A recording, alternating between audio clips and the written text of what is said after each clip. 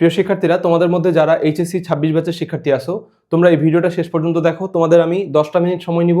এই 10টা মিনিট সময়ের মধ্যে তোমাদের আমি 10 ঘন্টা সময় বাঁচাই দিব, ঠিক আছে?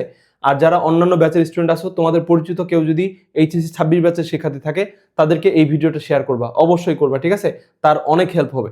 তো দেখো, তোমরা অলরেডি অনলাইনে দেখছো শুরু হয়ে গেছে ওয়ান শট ক্লাস আর লাইভ ক্লাস, ঠিক আছে? বিভিন্ন প্ল্যাটফর্ম তোমাদেরকে মুরগি বানানোর জন্য এরকম 10 ঘন্টার ওয়ান শট ক্লাস আর হচ্ছে লাইভ ক্লাস নিয়ে চলে আসছে। এগুলো পড়ে তোমাদের কোনো লাভ হবে না। তুমি সর্বোচ্চ 5টা থেকে 6টা কোশ্চেন কমন পাবা। দেখো, 10 ঘন্টা সময় দিয়ে যদি 5টা 6টা কোশ্চেন তুমি কমন পাও, এর চাইতে তুমি যদি নিজে বইটা ভালো মতো পড়ো 10 ঘন্টা, তুমি কিন্তু 30টা প্রশ্নই কমন পাবা, ঠিক আছে? তো কিভাবে এই প্রশ্নগুলো তুমি হুবহু কমন পাবা, এই জিনিসটা আমি তোমাদেরকে আজকে দেখাবো। দেখো, এটা হচ্ছে তোমাদের গত বছরের অর্থাৎ 2025 সালের ঢাকা বোর্ডের একটা কোশ্চেন। এটা আমি নমুনা হিসেবে ঢাকা বোর্ডেরটা দেখাচ্ছি। বাংলাদেশের যতগুলো বোর্ড আছে সবগুলো বোর্ডের কোশ্চেন এরকম, ঠিক আছে? তো এই কোশ্চেনটা কি হয়েছে, এই এক্সামটাতে কি হয়েছে দেখো, এই যে প্রশ্নগুলো আসছে, এই প্রশ্নগুলো সব বিগত বছরের প্রশ্ন থেকে হুবহু তুলে দিছে। অ্যাটলিস্ট 50% প্রশ্ন তোমরা হুবহু রিপিট পাবা। জাস্ট বিগত বছরের প্রশ্নগুলো যদি তুমি সমাধান করে যাও, বিগত বছরের বোর্ডের প্রশ্নগুলো, এখান থেকে তুমি 50% কোশ্চেন হুবহু কমন পাবা। আমি তোমাকে প্রমাণ দেখাই, চলো। প্রথম যে কোশ্চেনটা দেখতেছো, এই কোশ্চেনটা দেখো। এটা হচ্ছে বরিশাল বোর্ড 2017 সালের প্রশ্ন, 25 সালে হুবহু তুলে দিছে। তারপরে দুইটা প্রশ্ন এখানে একটু নতুন আছে, তারপরটাতে চলে যাও। এই প্রশ্নটা দেখো, এটা একটা নতুন সিলেবাসের প্রশ্ন ছিল, মানে পুরানা সিলেবাসে এই অধ্যায় থেকে প্রশ্নই হয় নাই, এই জন্য এটা আমরা রিপিট পাই নাই। 5 নম্বর প্রশ্নটা থেকে শুরু করি। দেখো, এই প্রশ্নটা ঢাকা বোর্ডে 2019 সালের একটা প্রশ্ন, 25 সালে তুলে দিছে।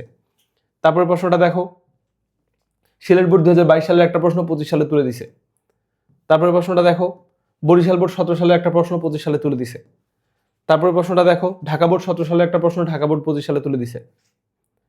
তারপরে প্রশ্নটা দেখো, এটা একটা নতুন প্রশ্ন ছিল, বাট এগুলো নতুন প্রশ্ন দেখলেও বুঝছো একদম হুবহু নতুন না, মানে একদম 100% মিলে নাই দেখে আমি এই কোশ্চেনটা এখানে দেই নাই। বাট তুমি যদি বিগত বছরের বোর্ডের কোশ্চেনগুলো সমাধান করো, দেখবে এই অপশনগুলো এক একটা প্রশ্নে চলে আসছে। তো সবগুলো প্রশ্ন মিলাই তুমি এই কোশ্চেনটা অ্যান্সার করতে পারবা। প্রশ্নটা হুবহু রিপিট না, বাট বিগত বছরের প্রশ্নগুলো যদি তুমি পড়ে নাও, শব্দার্থ আর পাঠ পরিচিতি পড়ে নাও, তুমি এটা এমনিই অ্যান্সার করতে পারবা, ঠিক আছে? তো সামনে চলো দেখি এই প্রশ্নটা কোথা থেকে আসছে। এটা চট্টগ্রাম বোর্ড 2022 সালের প্রশ্ন, 25 সালে তুলে দিছে। তারপরে প্রশ্নটা দেখো, এটা সিলেট বোর্ডের 22 সালের প্রশ্ন, সামান্য একটু পরিবর্তন করে এখানে দিয়ে দিছে। মানে 22 সালের প্রশ্নটা সমাধান করা থাকলে তুমি এটা অনায়াসে অ্যান্সার করতে পারবা। তারপর প্রশ্নটা দেখো, এটা একটা নতুন প্রশ্ন ছিল। এটা দেখো, বরিশাল বোর্ডে 2024 সালের একটা প্রশ্ন, 25 সালে তুলে দিছে। তারপর প্রশ্নটা দেখো, এটা হচ্ছে তোমার হুবহু রিপিট না, বাট এই ধরনের প্রশ্ন তোমার আরো অনেকগুলো আছে, ওই প্রশ্নগুলো সলভ করলে এটা তুমি অনায়াসে সলভ করতে পারবা। তারপর প্রশ্নটা একটা নতুন প্রশ্ন ছিল। আচ্ছা, এটাও একটা নতুন প্রশ্ন ছিল। এটা দেখো, ময়মনসিংহ বোর্ড 2022 সালের প্রশ্ন, 25 সালে হুবহু তুলে দিছে। তারপর প্রশ্নটা দেখো, এটা রাজশাহী বোর্ড 24 সালে আসছে, চট্টগ্রাম বোর্ড 23 সালে আসছে, ঢাকা বোর্ডে 25 সালে তুলে দিছে। তারপর প্রশ্নটা দেখো, ময়মনসিংহ বোর্ড 2025 সালে, ময়মনসিংহ বোর্ড 22 সালের প্রশ্ন, 25 সালে তুলে দিছে ঢাকা বোর্ডে। তারপরটা দেখো, বরিশাল বোর্ড 23 সালের প্রশ্ন, ঢাকা বোর্ডে 25 সালে তুলে দিছে। তারপর এটা একটা নতুন প্রশ্ন ছিল। আচ্ছা, এটা হচ্ছে একটা নতুন প্রশ্ন, বাট এই প্রশ্নগুলা আমার পথ থেকে এখানে অনেকগুলো প্রশ্ন আসছিল, ঠিক আছে? ওই প্রশ্নগুলো সলভ করলে তুমি এটা অনায়াসে সলভ করতে পারবা। এখানকার সবগুলো অপশন কোনো না কোনো প্রশ্নে আছে, বাট হুবহু যেহেতু নাই, এই জন্য আমি এখানে দেখাই নাই। তারপর প্রশ্নটা দেখো, এটা ঢাকা বোর্ডের 2019 সালের প্রশ্ন, 25 সালে তুলে দিছে। তারপর প্রশ্নটা দেখো, এটা হচ্ছে একদম ডিরেক্ট প্রশ্নটা হুবহু রিপিট আসে নাই, বাট তুমি যদি বোর্ডের কোশ্চেনগুলো দেখো, দেখবা যে ওইখানে তাদের ঐক্য নিয়ে প্রশ্ন আছে, তাদের সাহস নিয়ে প্রশ্ন আছে। মানে ঐক্য আর সাহস আর গল্পটা যদি তুমি জীবনে একবারও পড়ে থাকো, এই কোশ্চেনটা তুমি এমনি অ্যান্সার করতে পারবে, এটা তোমার রিপিট পাওয়ার দরকারও নাই।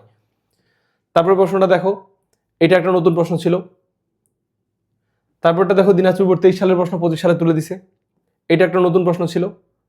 তারপর প্রশ্নটা দেখো, এখানে হচ্ছে ঢাকা বিশ্ববিদ্যালয়ের একটা প্রশ্ন এখানে কমন পাওয়া গেছে। এটা আমি ইচ্ছা করে তোমাদেরকে দেখাইছি, কেন দেখাইছি একটু পরে এটা ব্যাখ্যাটা করতেছি। তারপর প্রশ্নটা দেখো, আচ্ছা, এটা একটা নতুন প্রশ্ন ছিল। তাহলে সবগুলো মিলাই তুমি যদি খেয়াল করো, 30টা প্রশ্নের মধ্যে 15টা প্রশ্ন হুবহু রিপিট আসছে, আরো 5-6টা প্রশ্ন আসছে যেগুলো হচ্ছে কি, মানে তুমি যদি বিগত বছরের বোর্ডের কোশ্চেনগুলো সলভ করো, তাহলে ওই প্রশ্নগুলো তুমি অ্যান্সার করতে পারবা। তার মানে জাস্ট একটা অধ্যায় থেকে বিগত বছরের বোর্ডের প্রশ্নগুলো যদি তুমি সমাধান করো, ওইটুকু থেকেই তুমি 20 মার্ক অ্যান্সার করে আসতে পারবা এমসিকিউতে। আর বাকি 10 মার্কের জন্য কি করতে হবে তোমাদের জাস্ট একবার করে পাঠ পরিচিতি আর শব্দার্থগুলো পড়ে নিতে হবে। পাঠ পরিচিতি আর শব্দার্থ যদি একবার ভালো মতো পড়ে নিতে পারো, ঠিক আছে? মনে করো গল্পটা তোমার পড়া নাই, জাস্ট পাঠ পরিচিতি আর শব্দার্থ পড়েই তুমি আরো 5 থেকে 6টা কোশ্চেন কমন পাবা, ঠিক আছে? আর গল্পটা তো তোমরা পরীক্ষার উদ্দেশ্যে অলরেডি পড়ে ফেলছো, যেহেতু কালকে পরীক্ষা, ঠিক আছে? সবারই একবার না একবার গল্পগুলো পড়া আছে। তো গল্পগুলো যেহেতু পড়া আছে, তুমি কি করবা, জাস্ট পাঠ পরিচিতিটা পড়বা, সর্বোচ্চ 5 মিনিট সময় লাগবে। তারপর শব্দার্থগুলো পড়বা, সর্বোচ্চ 10 মিনিট সময় লাগবে। তারপরে এখানে প্রতিটা অধ্যায় থেকে তোমাদের বোর্ডের যে প্রশ্নগুলো আছে ওগুলো সলভ করে নিবা। দেখো প্রতিটা অধ্যায় থেকে বোর্ডের 50 থেকে 60টা করে প্রশ্ন আছে, যেগুলো সলভ করতে তোমার সর্বোচ্চ 20 মিনিট সময় লাগবে। তো এভারেজে যদি চিন্তা করো, তোমার 20 মিনিট হচ্ছে এমসিকিউ গুলো সলভ করতে লাগবে, আর 15 মিনিট হচ্ছে তোমার মূল ভাব আর হচ্ছে মানে পাঠ পরিচিতি আর হচ্ছে শব্দার্থ পড়তে সময় লাগবে। তাহলে কত হলো? 20, 30, 35। তো 35 থেকে 40 মিনিট সময় তুমি যদি একটু দিতে পারো, এই 40 মিনিট সময়ের মধ্যে তোমার সবগুলো অধ্যায়ের প্রিপারেশন কমপ্লিট হয়ে যাবে, একটা একটা করে অধ্যায়, ঠিক আছে? তো তোমার যতগুলো অধ্যায় আছে এগুলো তুমি একদিন যদি ঠিকমতো বসো, বিগত বছরের প্রশ্নগুলো সমাধান করো, তোমার এটা 100% প্রস্তুতি কমপ্লিট হয়ে যাবে। তুমি 30টা প্রশ্ন বই থেকে কমন পাবা। আর যারা 30-এ 30 পেতে চাও, ঠিক আছে, তোমরা কিন্তু তোমাদের প্রস্তুতি নিশ্চয়ই ভালো আছে, তোমরা এমনি কিন্তু 25 পাবা, ঠিক আছে? 30-এর মধ্যে 25 পাবা। কিন্তু তোমার যে 5টা কোশ্চেন ভুল হবে, তুমি খেয়াল করে দেখবা ওই 5টা প্রশ্ন বিগত বছরের বোর্ড প্রশ্ন থেকে তুলে দিছে। তাহলে তোমার যদি ওই প্রশ্নগুলো ঠিক থাকে, তাহলে নতুন প্রশ্নগুলো তো তুমি এমনিই পারবা। তোমার কিন্তু তখন প্রশ্ন ভুল হওয়ার সম্ভাবনাটা অনেক কমে যাবে, ঠিক আছে? তো তোমাদের কি করতে হবে, আমি জিনিসটা একটু সামারি টানে দিই। সামারি হচ্ছে, প্রথমে সবগুলা অধ্যায়ে তুমি মূলভাব বা পাঠ পরিচিতিটা পড়াও, ঠিক আছে?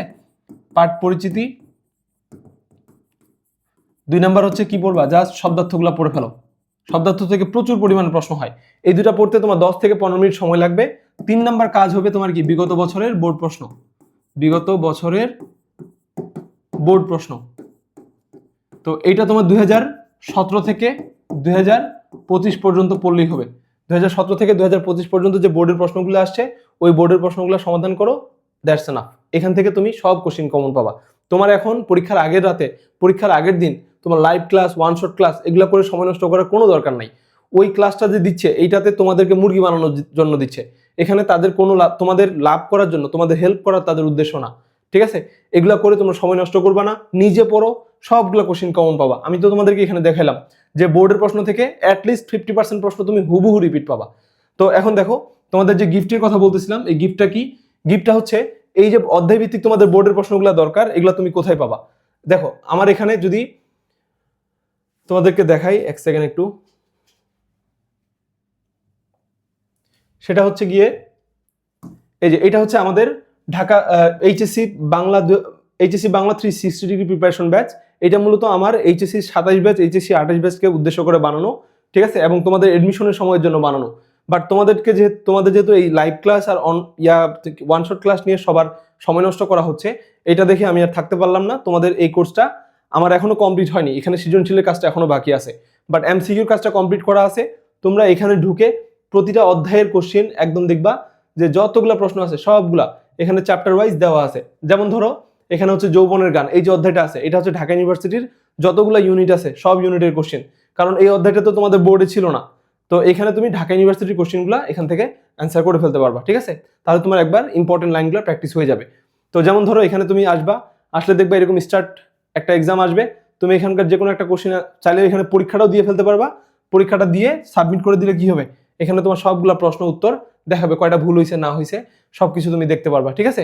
তো তোমরা হচ্ছে আমাকে হোয়াটসঅ্যাপে নক দাও, তোমাদেরকে আমি এই কোর্সের অ্যাক্সেস 7 দিনের জন্য একদম ফ্রিতে দিয়ে দিব, ঠিক আছে? তোমাদের বাংলা পরীক্ষার জন্য যতটুকু প্রয়োজন তোমরা এটাকে যতবার খুশি ততবার ইউজ করতে পারবা, যতবার খুশি পরীক্ষা দিতে পারবা, ঠিক আছে? এই জিনিসটা তোমরা যদি একটা দিন ভালো মতো কাজে লাগাইতে পারো, তাহলে পরীক্ষায় তুমি 30টা প্রশ্ন কমন পাবা, ঠিক আছে? এতটুকু আমি তোমাদেরকে নিশ্চয়তা দিতে পারি। জাস্ট শব্দার্থ, পাঠ পরিচিতি ভালো মতো পড়ে নাও আর বিগত বছরের প্রশ্নগুলো সমাধান করে নাও, একদিনে পুরো বাংলা বই শেষ করে ফেলা সম্ভব, ঠিক আছে? আর ওই যে মেইন রিডিংগুলো তোমার এখন না পড়লেও চলবে, অলরেডি যা পড়ছো, এখন জাস্ট এই কাজটা করো, ঠিক আছে? এটা করলে হয়ে যাবে।